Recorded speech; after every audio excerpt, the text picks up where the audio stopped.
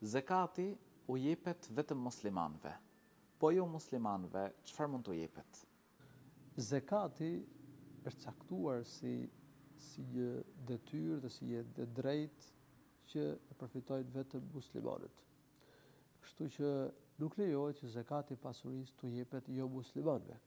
Pasi profeti sallallahu alaihi wasallam ka përmendur një hadith tu'khadhu min aghniyaihim wa turaddu ala fuqaraihim, u merret të pasurve dhe u jepet të varfërve të tyre, domethënë të varfërve të muslimanëve.